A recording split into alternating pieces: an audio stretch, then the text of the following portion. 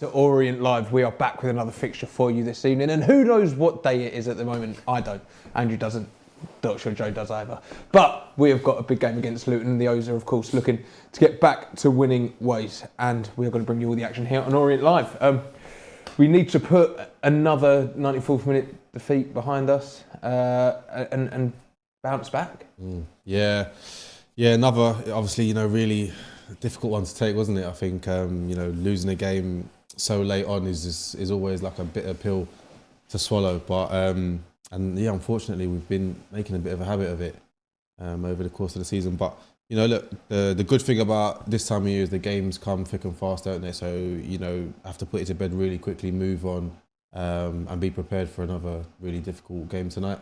I mean, we know the opposition quite well. It feels like we only played them a few weeks ago because we did. We did. Yeah. And a very happy Monday to you, Ollie, and for those watching at home. We only played them 3 weeks ago, and it feels, it's just because of the nature of how busy December is. It's always going to come thick and fast. We've obviously got another game in 3 days' time as well. But as Joe said, he was so disappointed on Boxing Day to lose the game in such a manner. It's obviously never nice, but I don't know. I wouldn't go as far as to say it ruined Christmas, but it didn't add to the Christmas, and it didn't add to the festive fun, I would say. A good chance to put it right. Though Luton at home have been pretty good this season. It's been their away form which has been really letting them down.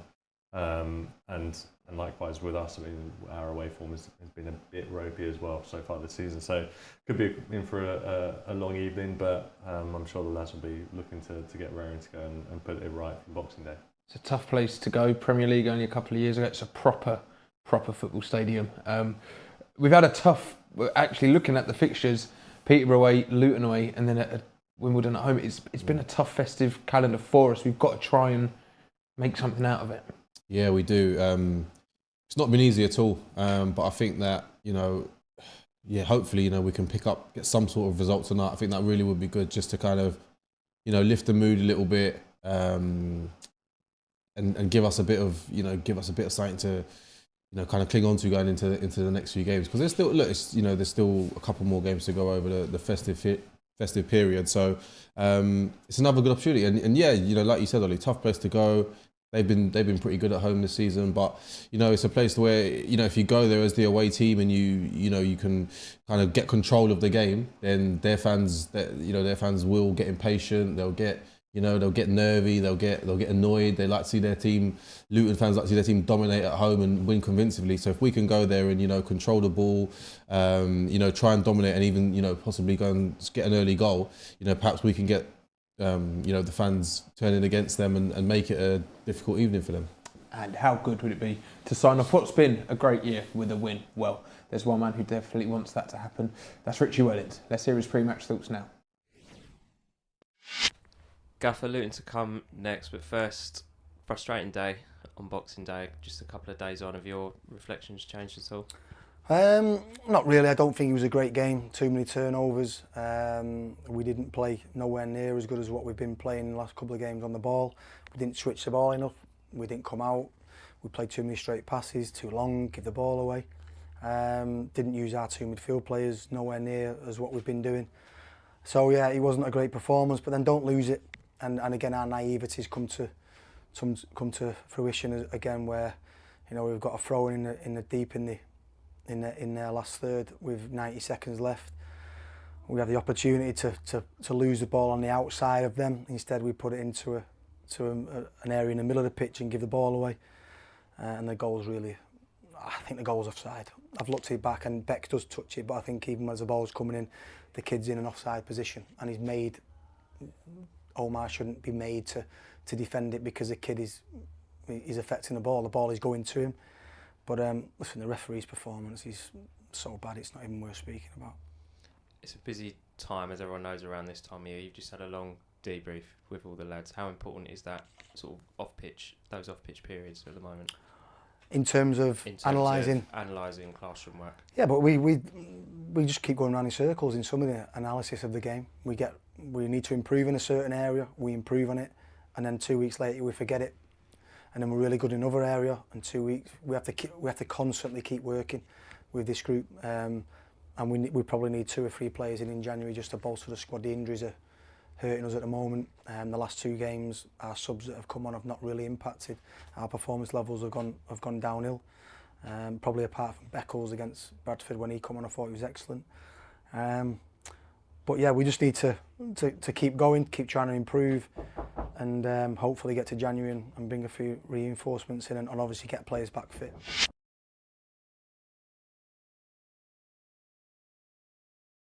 Let's take a look through the starting lineup for the O's this evening then.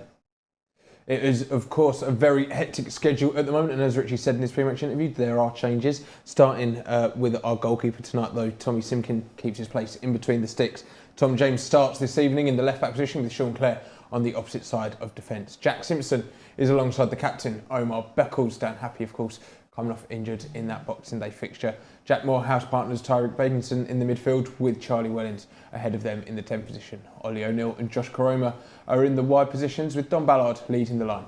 And on the bench is Killian Cahill, Dimitri Mitchell, Michael Craig, Zach Obiero, Joey White, Phil Chinedu and Theo Archibald has recovered from a broken rib very quickly to be involved tonight again. No surprise that we've had to tweak it a bit. They must be knackered. Yeah. And I'm sure that a lot of them will probably be looking forward to kind of getting out of this rhythm. It's the same every year. I mean, Joe will be able to speak more on the actual kind of the technicalities about what it's like to play over Christmas and that period. But people pick up knocks, people come back from injury. I mean, Theo being on the bench is a huge plus, because I don't think we were going to be seeing him for a couple more weeks at least. So bringing the changes a little bit. There's no kind of general cause for concern. When you look back at the season, of course, the injury to Connolly and Idris, who, you know, in all the stats show are probably our 2 most effective players this season, is going to impact us. But with Ballard getting on the score sheet over 10 times, Koroma, if he can hit the ground, you know, running a bit more in the second half of the season, Ollie O'Neill likewise, then that's looking good. And then the 2 in the middle is kind of a big one for us today. Can Morehouse and Bakinson kind of stand their authority on the game? How is your body feeling in this kind of sandwich game of the festive period? Yeah, like tired, but I think it depends how the games are going. If you're winning games, you don't mind. You just bounce straight into the next ones. You know, you want the next ones to come around quickly. If you're losing, if you're in a bit of a rut, you know what I mean, you feel more leggy, you feel like, you know, you need a bit more time to recover. So it's a lot of it, I think, is in your head. I think it's a busy time, it's a strange time of year, because, you know, you obviously got all the players have a lot going on, like outside, you know, seeing family, and, you know, if they got kids, enjoying, you know, Christmas and stuff. So it's a strange time, but you have to try and obviously, you know, put that aside and focus on football and, you know, preparing right for the games. I think that the preparation is the most important thing, you know, being in every day, doing your recovery, you know, your ice baths, massages, that kind of thing. Everything you can to, you know, to maximise the opportunity to be as fresh as you can for the next game. So, yeah, I mean, it's not easy, but, you know, it's a short period of the season to kind of like really just commit to get it right. I'm looking at the personnel then, Andrew. Tom James comes back in. It's his first start for a while. He's in at left back tonight. Sean Clare on the opposite fullback. You feel like that's going to be a key area tonight? I mean, it always is going to be a key area. It's one of those things where you want at some point this season to be able to put a run together of a very solid back 4 or back 5 if you include the goalkeeper. And I think that's one of the areas that we've struggled just to kind of keep any sort of consistency. We've had Omar and Dan Happy have done an excellent job, but then at the left back position has been Adaramola and Jack Simpson, and now it's Tom James, and then it's a similar story really on the right hand side. Craig's been okay, and now we've got Sean Clare back there as well. I guess almost on Joe's point, if it's fine and it's going all right and you've got the games coming up, then it's all okay. But then you also want that consistency as well, and you want the consistency in a lineup. So that'll be an area I'm sure that Luton will be kind of trying to hit hard as well, especially because they are quite good down their flanks as well, and we'll come on to them shortly. And so it is that kind of, can we just keep a clean sheet? I think a draw away from home around this period against a team like Luton is going to be a positive result. If it's 0-0, you know, maybe I'll be charitable and say that'll be a good result. Might not be the most classic of all games, but it might still be a good result for us. Looking at the actual back line though, Joe, as far as football league games go, there's a lot amongst those back four. That's probably one of the more experienced back lines we've seen today, and we'll need them to show that experience. Yeah, plenty of experience in there. Guys that have played a lot of games across all different levels. So yeah, hopefully you'd like to think they'll be solid, they'll be organised. The communication will be good back there, and hopefully we can kind of restrict Luton to as few chances as possible, because they no doubt they will have to defend. Luton, especially at home, obviously very good going forward.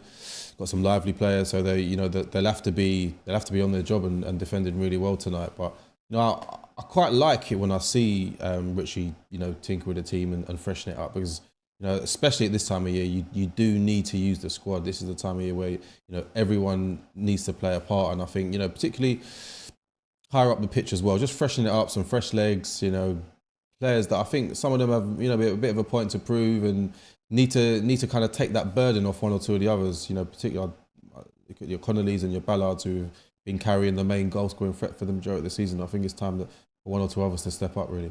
We'll come on to the forwards in a second. Let's start with probably the most consistent part of the pitch, and that's with Morehouse and Baconson in midfield. They've had a string of games together now. Good performance against... probably had a good performance a couple of games ago against Barnsley, despite not getting the win.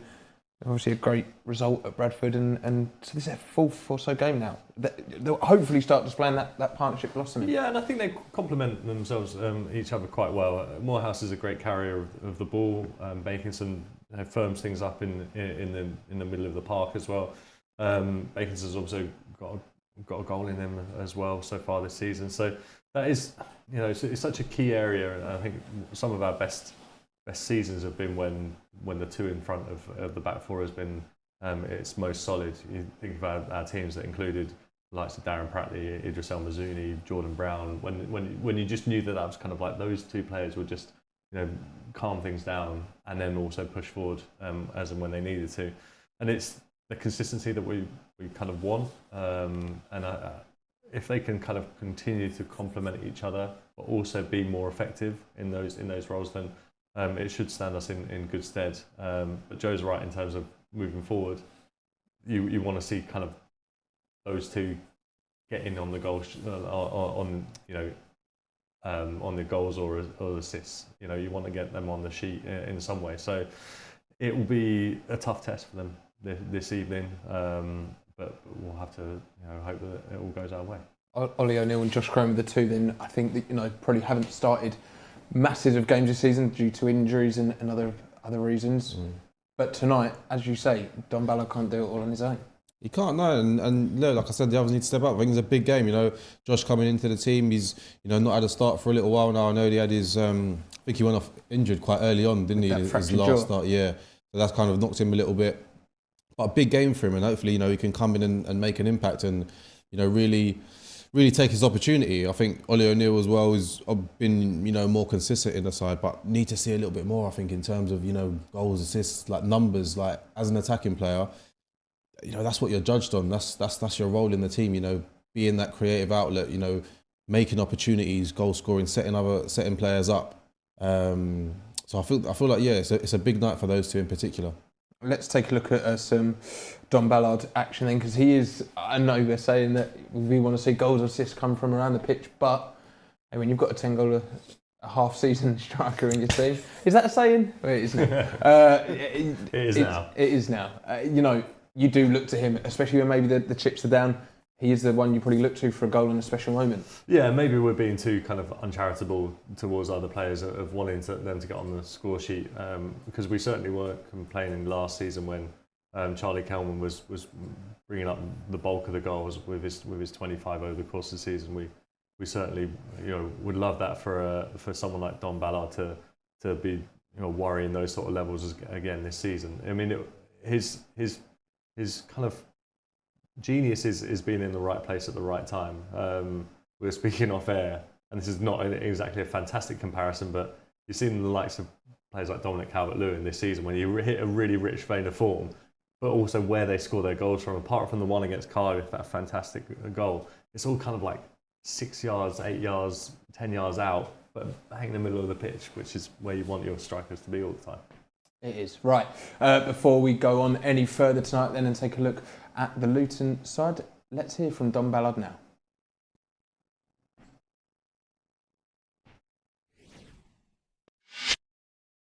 Dom, we're smack bang in the middle of the Christmas period, but if we go back to the game before Boxing Day, you brought up 10 goals for the season against Bradford. That must be something you're really pleased with.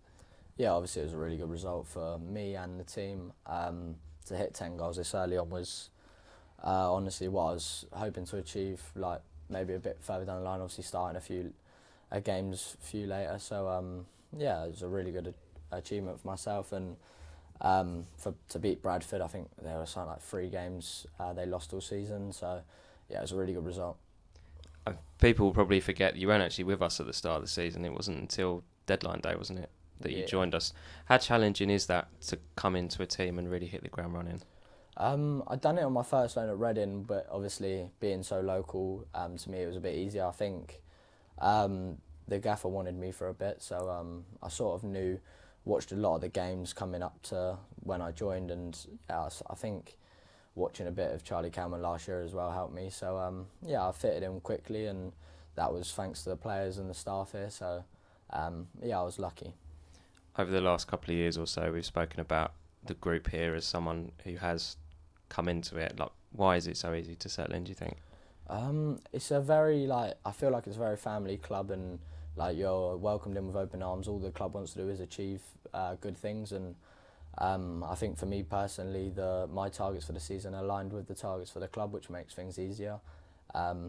Ultimately, the club wants to get promotion, I want to get promotion, and along the way I want to score a load of goals, and the club want me to score a load of goals. So yeah, that helps when you're aligned in targets. It always makes it easier.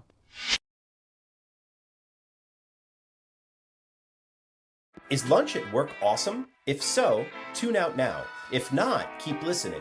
Picture this: chef-made meals from local restaurants brought right into your workplace. No sad sandwiches, no tired menus. By tapping into the local restaurant scene, Fuda powers workplace dining for companies across the U.S., giving teams flavor, convenience, and authenticity. Half of Glassdoor's best places to work have partnered with Fuda. Is your team ready to upgrade its workplace food scene? Find out how at Fuda.com. That's FOODA.com. You have a choice. You can waste 20, maybe 30% of your media budget, spend millions reaching bots, the wrong people, or no one at all. Or just use 0 to 1. It knows who's ready to buy. It's over 85% accurate. Zero wasted spend. The future of marketing isn't guessing. It's knowing. Welcome back. Okay, don't forget, if you're following along with the action on our YouTube stream, then UK fans, you can pick up an audio pass to listen along to this evening's fixture with Dave Victor and Matt Hiscock on commentary. And of course, if you're watching internationally, you can pick up a match pass for just £10 to watch all the action here on Orient Live. And kickoff is just under 15 minutes away. You had to check the time there quickly, but let's turn our attention to New Year's Day next. Tickets for this New Year's Day game is on sale. That is against Wimbledon. It's the 3 o'clock kickoff here at the BetRight Stadium. Make sure you start your year off with a bang. Hopefully the team do as well. But now then, let's talk about the late show, Andrew. We touched on it earlier, but it happened again Boxing Day. It's been a real common feature of the season. Yeah, I mean, I looked into this earlier today, knowing that we would probably have to talk about it, and it's been kind of an extraordinary season for many reasons when it comes to late goals. There's been 12 games involving our team with late goals. We've dropped 10 points in positions where we've conceded a goal 90 minutes or later. They're against Wycombe, 1-0 loss in that 90th minute. Bolton, 1-1 draw, 90th minute, we conceded. Blackpool, 1-1 draw, 90th minute, we conceded. Luton, 1-1 draw, we conceded in the 90th minute. And then just earlier, last week against Peterborough, the 1-0 loss against them. On the flip side, so we've conceded 10 points from those sort of positions in that respect. On the flip side, we gained 3 points. Stockport, we drew 2-2 with them. Ollie O'Neill scored in the 90th minute. And then against, who was it? It was against Port Vale, where Welling scored in the last minute to win that game 3-2. So we turned that draw into a win. But it's been wildly different from, I looked at, compared it to last season, and last season we only had 9 games in total over the course of the season where there was 9 game 90th minute goals or later, and we've already had 12 this season involving our team. Also, that run doesn't extend just into the league. We lost against Plymouth in the Football League Trophy again in the 90th minute as well. Richie says in his interview it's a naivety thing. I mean, I'm inclined to agree with him. He obviously knows way more about this sort of stuff than I do, and it's just incredibly frustrating for fans, but must be hugely frustrating for players as well. It's that kind of thing of not quite switching off in the moment that it matters, because it matters at any time of game. But it's almost like you think you've done the job, and then you just switched off at the last minute, and that's how it's caused. It's just incredibly frustrating. There's no easy way to really diagnose it or really remedy it either. It's just one of those things where you almost have to just mentally think, probably from the 85th minute onwards, right, let me find more energy, let me do my job better than I was doing it for the opening 85 minutes, and just keep it solid until the end of the game. Do you think there's a certain psychology maybe amongst the whole ground as well, that there's maybe that feeling that it's come in there for you, it happens? Yeah, I do actually think there's a psychological aspect to it, because you see it happen with Orient this season, for example. It's happened repeated times. You see teams go game after game where often the same sort of thing seems to be occurring. And I think sometimes as players you can be a little bit obsessed with it. It can play on your mind. You can almost be too worried about it, and not relaxed or calm and composed enough to do your job properly. So it's playing on your mind, and then you're just a bit too over focused on what if it happens again, sort of thing. Which is, and it's tough. The only way you get through it is you just have to ride it out. You just have to try and you have to break the sequence. You have to see a game out, build on it. Do you know what I mean? And do that game after game after game, and then yes, discuss it as a team. And in those moments in games, those key moments, I think it's vital that your experienced players are vocal, do you know what I mean? Are rallying the troops, are really kind of communicating with the younger, more inexperienced players in the team to say look, boys, we know what we need to do now. We've been here before. We know what mistakes we made last time. Let's ensure that they don't happen again. But collectively, I think you just got to find a way. You find a way through. Whether it's seeing a game out, seeing a scrappy 1-0 win out. You get to the final stages of the game where the opposition are throwing everything at you, and you have to find that resilience to keep a clean sheet, and then build on it from there. We showed we could do it against Bradford, so hopefully we do it again. Although hopefully tonight the game's out of sight, so we don't need to even worry about it. But kick-off is just over 5 minutes away, so let's turn our attention to Luton Town now and see how Jack Wilshere's men shape up for this evening's fixture. Starting in goal for the Hatters, it's a familiar face to the O's. It's Josh Keeley. Across the back line, we have Nigel Cello Longvike and Joseph Johnson. In the fullback positions, Mads Joel Anderson and Ted Mengi partner each other at the back. Liam Walsh and Lamine Fan are in the heart of midfield, with Shaden Morris and Gideon Kudua in the wide positions. Jordan Clark wears the armband in the middle of the pitch, and Nike Wells leads the line. And on the bench is James Shea, Ruel Walters, Cohen Bramall, George Saville, Zach Nelson, Jerry Yates and Jacob Brown. So I believe there has been a change to the lineup following on from when Luton posted that graphic, but I've got the latest on here, so I think that's right. I want to talk about, before we go any further, Jordan Clark, because he's the one who jumps out. He came back from injury in the reverse fixture a few weeks ago. He changed the game for them, and he starts tonight. He's a danger man. Yeah, he's a real danger man. Like you said, he's not actually played that many minutes so far this season, but he's also got 5 goals. He's an excellent player. Came on against us, completely changed the game, and so he's going to be one of those players that definitely we want to be pulling strings for Luton this evening. And then you look elsewhere. The thing about that Luton game where we were 1-0 up until the 96th minute was that I thought that Luton were fairly ordinary actually, and that's been the story of their season so far this campaign, is that they've dropped down into League One. Everyone expects them to do quite well. They're spending big money on players in summer, or at least for this level they are, and really they haven't really been pulling up too many trees. And I thought actually if we get a win against them 3 weeks ago, that's an excellent result, but also probably a deserved win for us as well. And so for them to turn it around, but also for them to be in the position where they are at 8th, they'll be probably challenging for the playoff places.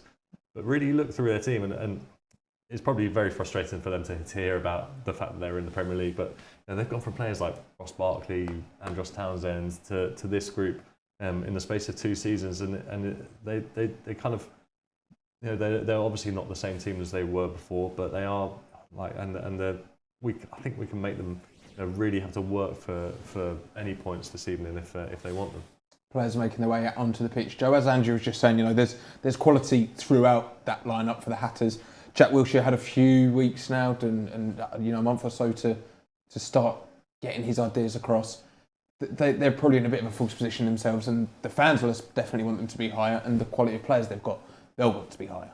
Yeah, but that can work against them as well. I think that expectation from the fans, I think it's been a bit up and down so far since Jack Wilshere's come in. They've obviously shown, like signs where they can, develop into a really promising team that kind of pushes for promotion, but at the same time, they've had certain upsets and disappointments along the way as well. So hopefully we can catch them more on an off night tonight.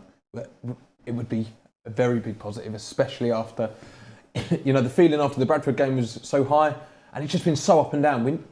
As far as trends go, it should be up again tonight. Yeah, I mean, hopefully we'll use that as the fairly topsy-turvy league that this league has been so far this season.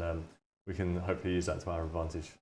Absolutely. Well, we'll be bringing you all the action here on Orient Live, and it starts in just a few minutes. So let's have Dave Victor and Matt Hiscock tell us all about it.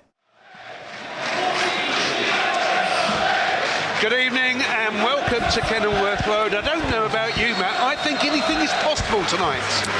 I hope you're right, Dave. Do you know what? I'm a little bit disappointed. No disrespect to see Andrew and Joe in the studio. I'll tell you why.